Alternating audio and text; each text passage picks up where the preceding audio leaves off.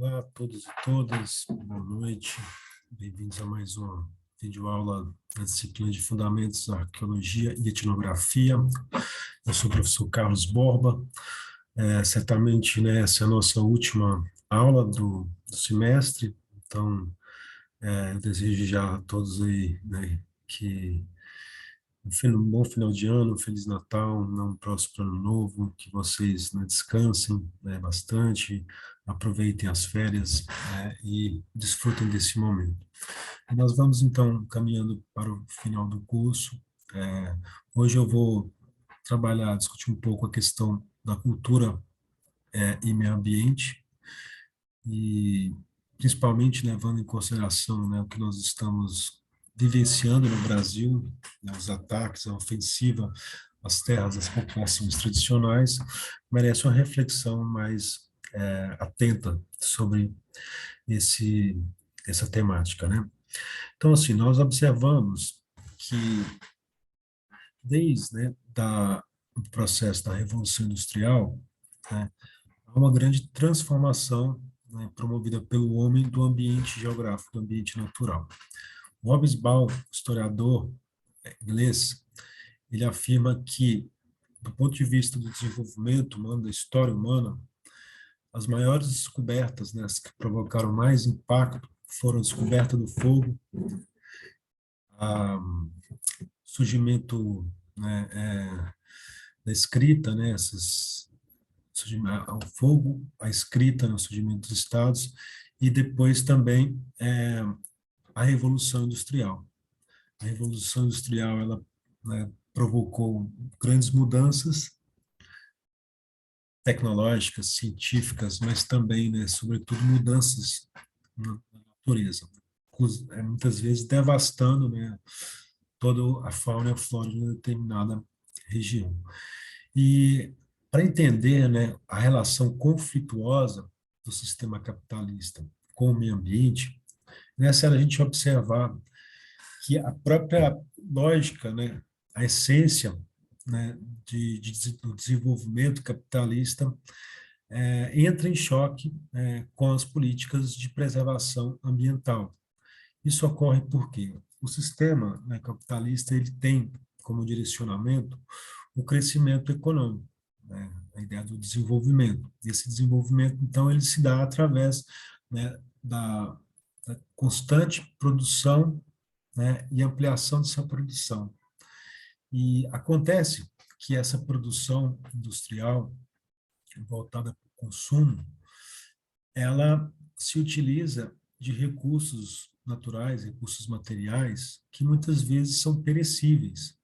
Então, a própria ideia, né, do desenvolvimento, do crescimento, né, dessa economia, inerentemente já leva, né, a uma relação conflituosa com a natureza, porque a natureza é concebida como obstáculos, muitas vezes, para o crescimento e desenvolvimento econômico. E é o que nós estamos vendo agora nas discussões em relação às terras, né, que ocupadas pelos indígenas, as terras indígenas que estão sendo alvo, né, do garimpo e que foram, né, autorizados pelo general Heleno a serem explorados essa atividade mineratória. Então, essa discussão, ela é cada vez mais atual, porque embora o próprio sistema, né, promova a ideia da sustentabilidade ambiental, ou seja, formas de produzir que sejam, né, que conciliem o respeito à natureza, às populações tradicionais, que não causem tanto impacto ambiental, além da própria ideia do consumo sustentável também, né, de que o consumidor não adquira produtos de empresas que não cumprem a legislação ambiental, atende a legislação ambiental, são medidas importantes, mas que não solucionam completamente o problema quando a própria lógica do desenvolvimento acaba colocando muitas vezes a natureza como um obstáculo, a natureza e as populações tradicionais que a preservam, que vivem, né, da floresta. E essa discussão, ela se torna mais importante nos anos 60 e 70, né? Quando se tem aí um grande desenvolvimento técnico e científico, ao mesmo tempo, né, em que os efeitos desse desenvolvimento industrial já começam a se manifestar de forma mais explícita, que leva à criação de vários órgãos, entidades, congressos, eventos, que buscavam pensar um modelo mais sustentável de crescimento econômico, né? E também criar normas e medidas para limitar a capacidade de, de impacto ambiental, né, dos países, das empresas que se dedicam à atividade industrial. Então, a partir dos anos 70 e dos anos 80, é notável que há um grande esforço, né, mundial para pensar modelos mais sustentáveis de economia. E é nesse contexto que ganha importância os direitos estendidos e concedidos aos indígenas e às populações tradicionais, porque essas populações, né, são responsáveis, em grande parte, por manter, por preservar a floresta e os seus recursos naturais. E isso, né, ocorre também no Brasil. Então, é nesse momento, né, em que há uma preocupação com os impactos ambientais provocados pelo desenvolvimento industrial dos anos 70, 80 e, sobretudo, é que tem essas primeiras organizações mais estruturadas para combater essas atividades econômicas que exploram, né, demasiadamente na natureza, causando assim grandes impactos, limitando alguns usos de produtos. Atualmente, né, muitos países também adotam uma política de combater o uso de plásticos, de sacolas, como, por exemplo, na cidade de São Paulo. Mas o importante, né, é entender que, nesse contexto, as populações indígenas, boa noite, Samantha, e as populações tradicionais têm um papel importantíssimo para a preservação das florestas. E né, esses direitos são assegurados em nível internacional pela ONU, pela, né, Declaração de Direitos Cultural Universal, que foi promulgada, que foi produzida em 1989, na qual o Brasil é signatário, entre outros documentos que garantem é, o direito das populações tradicionais aos territórios tradicionalmente ocupados e a importância dessas populações para a preservação ambiental. Então, nós vimos já em outras aulas, né, que os indígenas, as comunidades quilombolas, né, as comunidades ribeirinhas, caboclas, elas têm uma relação diferente com a natureza, diferente da nossa concepção, porque essas sociedades, elas exploram, né, claro, a natureza, mas de uma maneira que não impede a natureza de se regenerar, diferente desse modelo mais selvagem, que é o modelo, né, de desenvolvimento baseado na cultura ocidental, né, do sistema capitalista. Então, a Constituição de 88, como também nós já discutimos em outra aula, em outras aulas, foi garantido o direito, né, dessas populações aos territórios. E depois, né, nos anos, né, 2000, foram aí ratificados esses direitos, né, e alguns projetos foram criados para regularizar terras indígenas, para regularizar, né, terras de comunidades quilombolas de populações tradicionais. Mas ainda assim, né, uma boa parte, né, de terras indígenas, de terras quilombolas, não foram devidamente reconhecidas. E algumas que já foram, né, reconhecidas e garantidas sofrem atualmente com essa ostensiva do capital do agronegócio e chancelada, né, principalmente pelo governo. O governo Bolsonaro constantemente, né, tem dado declarações no sentido de que de incentivar essas atividades de garimpo, de grilagem, né, sobre as terras indígenas, sobre as terras das populações tradicionais, afirmando que esses recursos têm que ser explorados, entendendo como exploração apenas, né, o aproveitamento comercial, econômico, né, da floresta, né, e não, né, desconsiderando um fator importante que é a preservação desses recursos naturais, tanto para a manutenção do clima, né, da condição de bem-estar, como também até mesmo para desenvolvimento de pesquisa, estudos, a fauna, a flora, a vegetação dessas áreas de florestas são de extrema importância para o desenvolvimento técnico e científico também.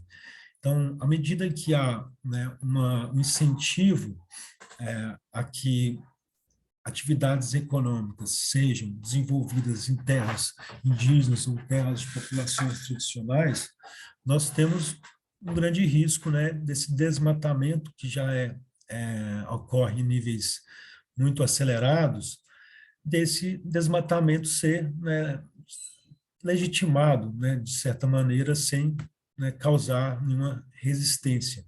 E, com isso, agravar todos os problemas ambientais que ocorrem por conta, né, da devastação das florestas, como escassez de chuva, aquecimento global e todas essas questões é, que são reflexos, que são consequências desse modelo de desenvolvimento e colonização. Então, como eu tinha falado no início da aula, o governo agora aprovou, então, o desenvolvimento, a atividade dos garimpos nas terras indígenas. E isso, né, só revela que não há uma política que garanta os direitos que são expressos na Constituição a essas populações. E isso tem provocado, então, um grande conflito, né, entre essas populações indígenas, populações tradicionais, com garimpeiros, com fazendeiros, que buscam explorar esses recursos, que não respeitam esses territórios, e, ao mesmo tempo, além da violência, né, e, que existe nesses conflitos, e essa violência se faz muito mais visível do lado indígena, que não conta com armamentos, com capangas, e nem com a proteção policial, e nem com o apoio, muitas vezes, do Estado, como ocorre com um outro lado, os indígenas e as populações tradicionais correm risco, além de perder as suas terras, perderem também o locus, né, de onde emana toda a sua constituição e identidade. Muitas dessas terras, essas terras são sagradas porque nelas, né, estão enterrados os mortos, estão todas as histórias e memórias desses povos, dessas sociedades.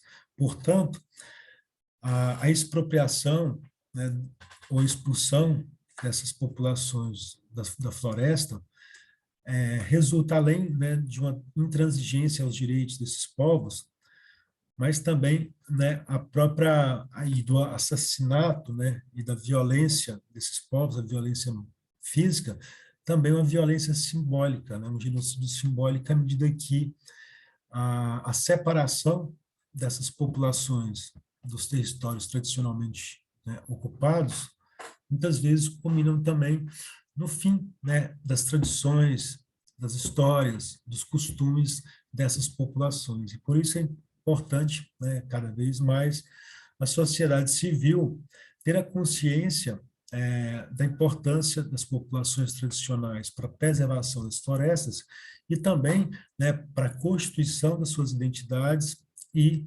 né, como um direito humano, né, como um direito que está garantido na ONU e nas constituições de todos os Estados modernos, todos os Estados-nação que assumem um compromisso com a democracia. Então, nós, da sociedade civil, temos que questionar, problematizar essas ações que visam explorar essas áreas de proteção ambiental, né, e essas áreas das populações tradicionais, porque todas essas situações dificultam, né, não apenas a sobrevivência das populações, mas também a preservação das suas histórias e das suas memórias. Então é isso, né? Nós temos que ter em mente que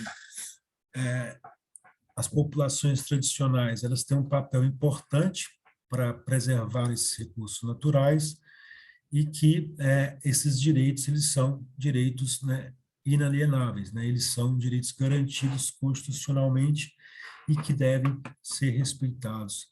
E nesse sentido, então, eu encerro o curso, encerro a discussão da aula, deixo o espaço aberto para vocês exporem alguma questão. O espaço é de vocês. Samanta e Romildo, bem, obrigado por participarem da aula. Não sei se vocês estão acompanhando aí essas discussões, né, do marco temporal desses debates que giram em torno da liberação das terras indígenas para exploração de atividades econômicas. Isso tem tomado uma discussão nos noticiários, tem destaque, e entra, né, e dialoga diretamente com o que nós discutimos aqui no curso. Lembrando que a arqueologia e a etnografia, elas têm, dependem dessa preservação material, né, e imaterial, né, no caso da etnografia, dessas populações tradicionais, como parte substancial, né, do desenvolvimento do desenvolvimento dessas ciências. Então, o que ocorre nessa perspectiva das populações tradicionais também dificulta o desenvolvimento da arqueologia e etnografia. Romildo, você quer falar alguma coisa? Não, professor, boa noite. Desculpa a demora aí que eu estava tentando entrar aqui Não, tudo bem, sem problema. no vídeo, que eu estou no celular, né, professor? Estou no trabalho também, né?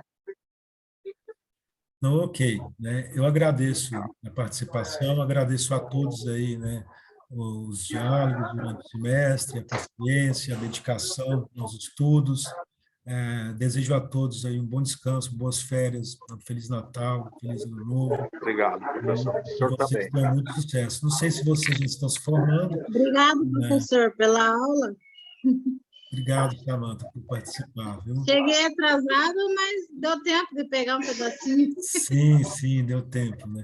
Final de semestre eu até surpreendi de ter público na aula, porque a aula semana passada teve turmas que nem teve público. Normalmente, né, depois que os alunos são aprovados, vocês não participam mais das aulas, né? Muitos, né? Então, eu fico feliz de vocês terem ingressado na aula e terem participado.